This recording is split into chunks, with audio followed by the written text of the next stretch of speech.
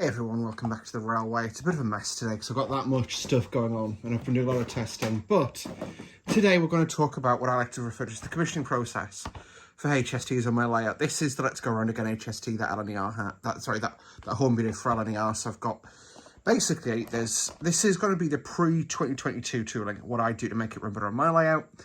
I've got a separate video that's mostly done already for the modern tooled HSTs. But what we're going to cover is the mods I do to my two end coaches to help them couple better to the HST, sort of translate a bit better. And as well, we are going to chip today my LNER Let's Go Around Again Farewell HST sets. So what we'll do, I was going to say I'll pop the thing out of his box, but no, I'll do this Mark III first. So what I'll do is, I learnt this recently because I used to really struggle to get these boxes open. You take your little track setter here. I use one of my narrow gauge ones. Slot it in, and then pull. Comes open dead easy. So, and no detailing kit in this box. Outstanding. I love Hornby, don't you?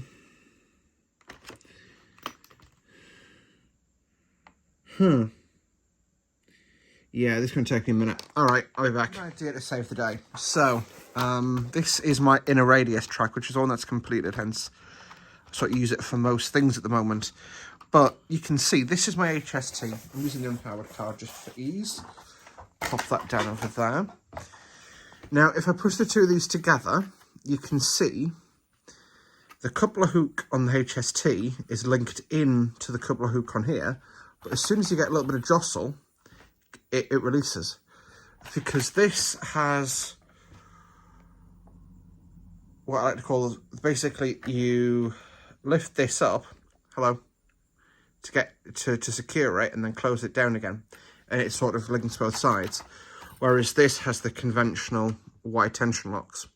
What I'm going to do is I should have some spare ones of these, and I'm going to refit these to all my little power cards here for ease of deployment.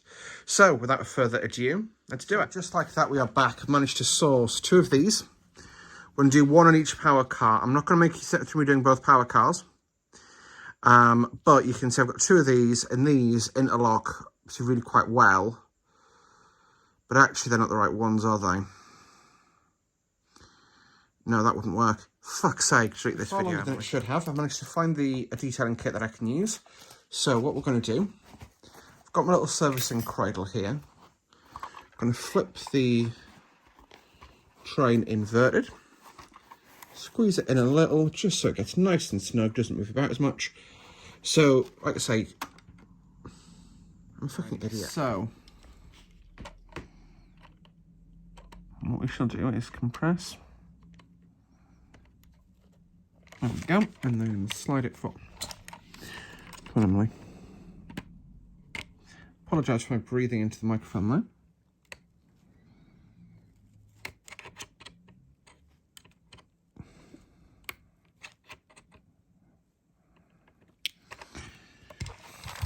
There's a slight problem with NEM sockets. There we go, it's come out. So it had actually released. So you can see it's just a little Y pin. See, it goes through, and those two little pins there secure it. Apologies for my nails. I'm apologising for a lot of things tonight, but that's not it. Right, so we're now going to open up a little detailing kit. We don't want any of the buffers. It's coming from Mark IIIA pack, which, yeah, it's going to be a nightmare if I ever come to sell this to get everything back with the right train. Right, so what we're going to do, flip this inverted, and make sure, obviously, this bit drops down, which is fine.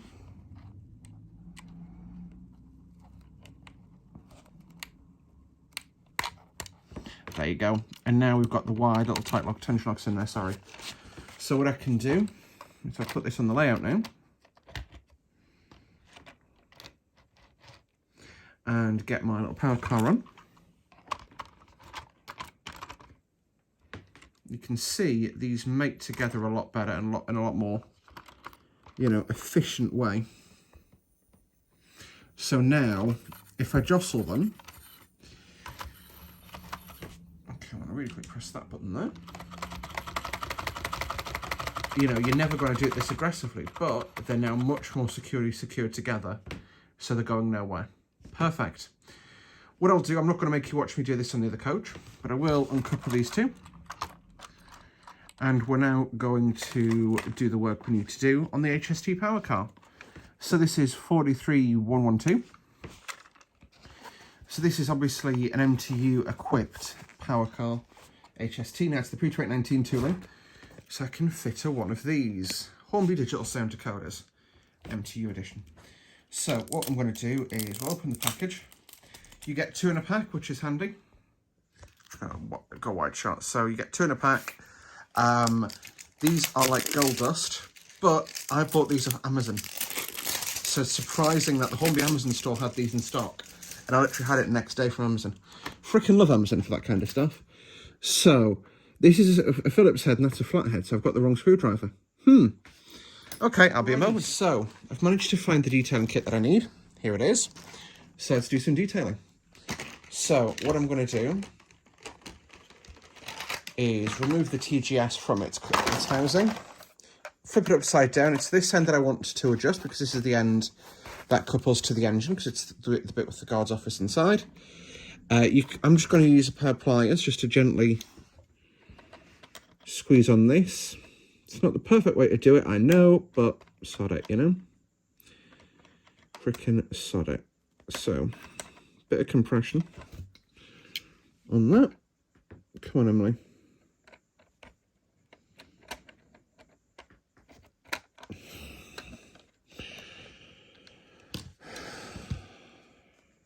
Mission to screen. Turns out I don't have a flathead screwdriver anywhere handy, so we shall continue this tomorrow. This model second-hand, the Intercity HST, and my theory is that this has been in storage for at least a year or so in a slightly damp environment, so that's why I'm having absolutely no luck getting this to come undone. I've been using, there we go. I want to go right, lefty loosey is this way. Got confused what left was, so I've been using this little scraper that comes with the servicing kit to basically pry them apart. You can see when I show you the screws, there's a little bit of corrosion on them, so when we put this back together, I'm not going to screw it together. I'm just going to test it with everything on to ensure, because basically my worry is, like I say, that like I say, there's a bit of corrosion going on, and we can hopefully clean that up with a bit of WD, but I definitely don't have that at home, so I'm just going to give these a the screws a WD bath.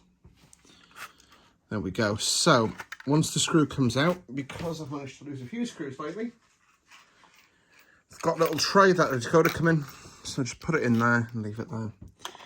We can now flip this the right way up. Be very careful because the front end of these is how the lighting attaches here is actually quite delicate. So I'm just going to flip it over and leave it like that. Now this is the circuitry of the train. You can see we've got the motor here, or the motor there, and then that there is the blanking plate for our 8-pin decoder. This is the powered, so I ended up using the powered version. The non-powered's behind us because that was a little bit too seized up. So what I'm going to do is bust out my digital sound TTS decoder. At the moment, you can't use these for the current releases. So my brain was just having a minor stroke there. You can't use these for the current releases of the 2022/2023 HSTs because these are 8-pin and the new ones are 21-pin. This is what you get in the pack. So this is your decoder up here, this is your speaker down here. What we shall do is, I have tested this, I know this runs without the decoder. Ooh. I'm just going to pry this apart. I may have to do another jump cut here because I'm trying to focus on my hands once more.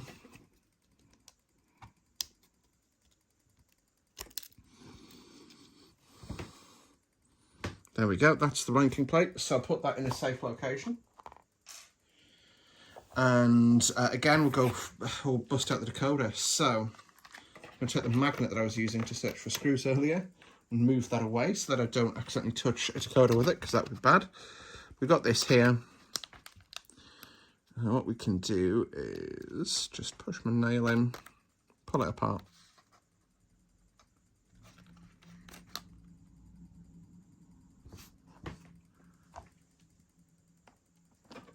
Huh. Fascinating.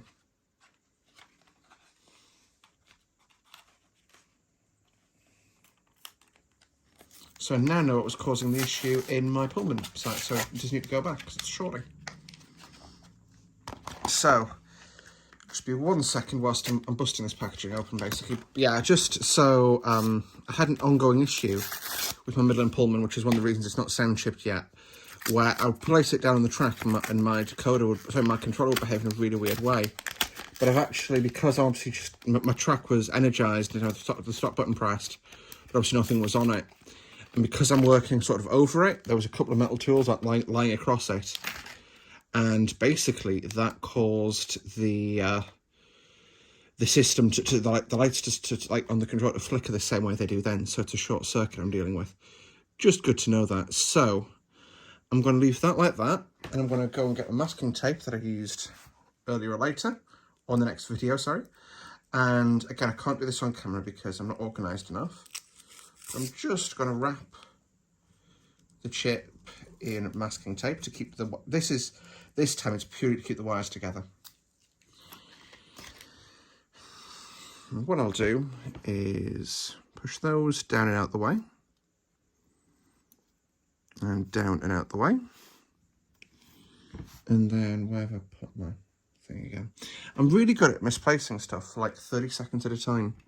It's a key skill of mine, I find. So what I'll do is place that.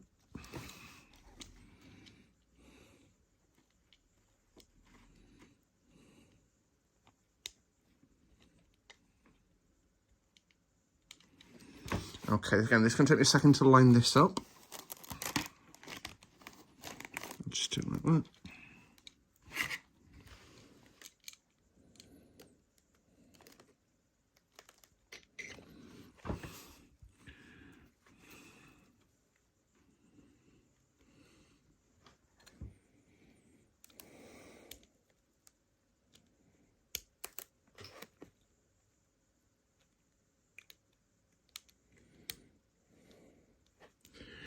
Okay, time for the jump cut. And the decoder is fitted. So, I've now fitted the decoder to the tray. I'm now going to remove all my tools off the track so that I can safely operate it again.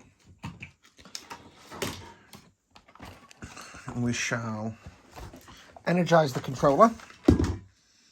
Hopefully the same issue doesn't persist, otherwise I'll cry. There we go. So, now in theory, if I press function 1, you should hear an HST start up. Yes! Hallelujah. So that works. Function 10 would give me cab lights, headlights, there we go. If I reverse, tail lamps. That looks absolutely cracking. It's way better on camera actually than it does face. I like looking at it. Now I should be able to shunt this forward. It's a bit of a rough start, but that's probably just... yeah, it's because it's dragging stuff along with it, which is fine.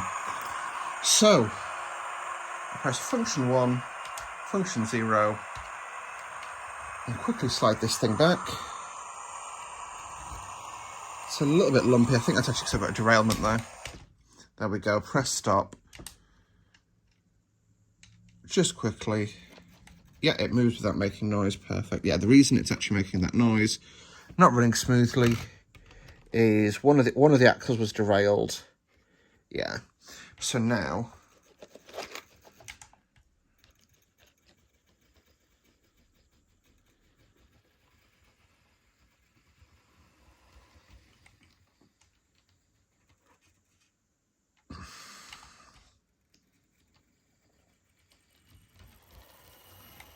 Yeah, it's fine. Gonna be fine. Right.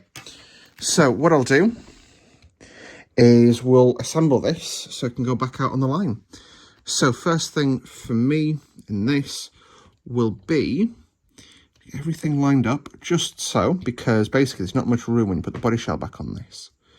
So what I'm actually going to do is put that like that, and then sort the body shell back on over the top. Absolutely not, there we go. Tray at the ready. Put it back on its head. And what we do is we should seat this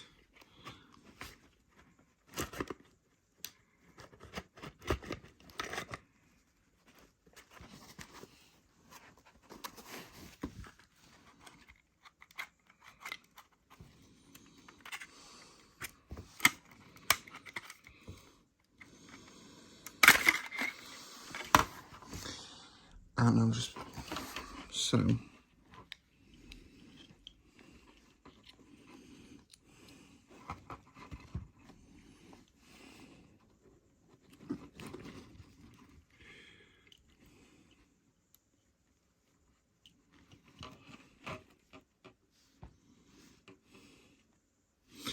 alright, so I'm going to lift this up, place the sound chip in, and actually now that that's a bit more flush, I'll use a length of masking tape, because masking tape is the greatest thing ever.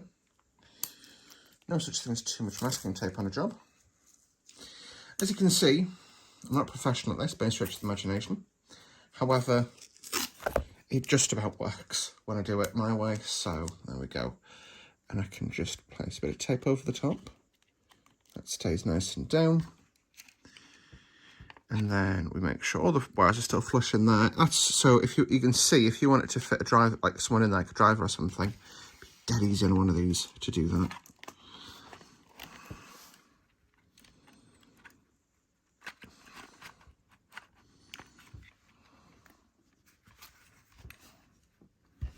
I'm just going to press the back together. And the front's not far enough in. Any hoozle. That's not perfect because I'm going to have it apart again to deal with the corrosion. But as you can see, if you wanted to right now, I mean, it's definitely out of gauge, sorry. And it looks way, again, that angle issue looks way worse on camera than it is in reality. Feels like it's down to my chip placement here. Right. New and improved plan. No, stop doing that.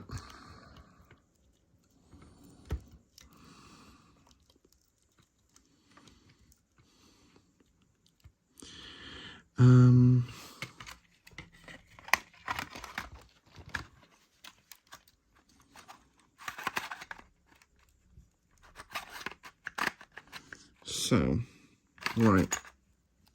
There's a ton of sense where that needs to be now. Needs to be fully recessed. Sorry, I want to manage to make it work. What I did is rearranged how the interior sits. So if I take the lid off, you see a bit of a bodge job, but basically the decoder's unfurled and sits taped against the bodywork. And then the cable sits taped against the speaker, and then just taped down at the back there, just for a bit of extra stability. You then just slide the body shell on over the top. You can see that's not fully on. So basically you pull it back slightly, down, on it goes, and there you go, just like that. If I now re-energise the system,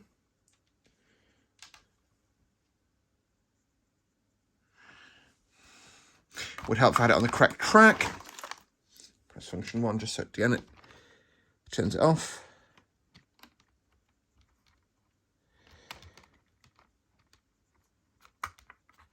Nope.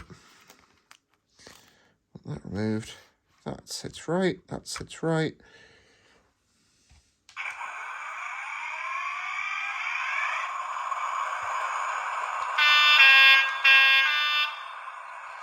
There you go. And that works. Whew, what a job. Anyway, so that's going to get screwed back together. Like I say, the main thing I'm going to do is just do some anti-corrosion stuff to the screws, just so it's easier to screw and unscrew next time. Anyway, thank you guys for watching today's video. I hope you did enjoy it. If you did, smash that like button, subscribe to see more from me on a regular basis. See you next time. Ta-ta.